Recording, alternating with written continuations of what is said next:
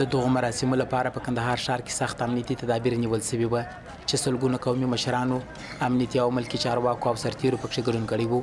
په ټولنیزو چارو کې د کندهار د والي مرستیال حاجي اغا علي دستګیري د جنازې په مراسمو کې وویل چې جنرال عبدالرازق یو زړور او پیاوړی امنیه قومندان و چې د ولس په همکارۍ د کندهار امنیت خوندي ساتلی و.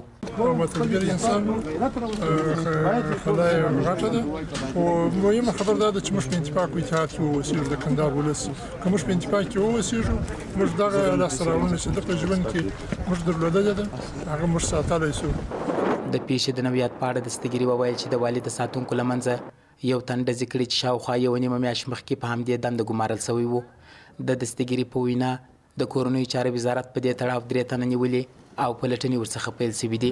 دستګیري وویل چې د پیښې د څېړنې لپاره د ملي امنیت د عمومي رئیس معصوم ستانکزي په مشرۍ یو پلاوی راغلی او پلټنې پیل کړي دي. د زیاته کړه چې قومي مشرانو له هغه وغوښتل چې د جنرال عبدالرازق پر ځای دی د هغه ورور تادین خان اڅکزی د امنیه قومندان په توګه وټاکل سي.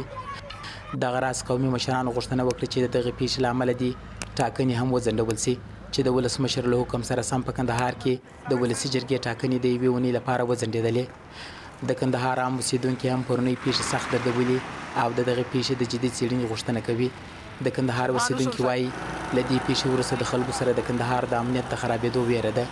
په دې نه خوشحاله کېږي جنرال عبدالرازق ولاړې انشاءالله زموږ د جنرال عبدالرازق ټول قوم قرباني ته تیار یو او قرباني په وخت کې د عصمت مسله عصمت مسلم 5600 نفر موږ قربانیان ورکړي دي. شاید دغون تعداد به د ده سره موږ قربانیان ورکړي او موږ ټول قوم د ده سره قربانیان یو او پر دې خپله خاوره پر وطن باندې دی خارجیان ویوړي د هیڅ چا د مابینځ نه دی وړی نه په ده د چا زور پسې وس رسېږي.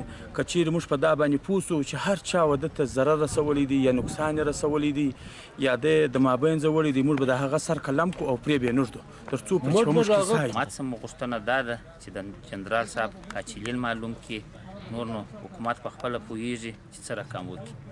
د یادونې وړ ده چې د پنجشنبې په ورځ شاوخوا 4 بجې په کندهار ولایت مقام کې له یوې غونډې وروسته چې پکښې د کندهار د امنیتي چارواکو ترڅنګ په افغانستان کې د ناټو ځواکونو عمومي قومندان جنرال میلر هم ګډون درلود. په یوه وسلوال برید کې د کندهار امنیه قومندان جنرال عبدالرازق او د دغه ولایت د ملي امنیت رئیس جنرال عبدالمؤمن حسن خیل ووژل سوه او د والي زلمي وسا په ګډون یو شمېر کسان ټپیان سول.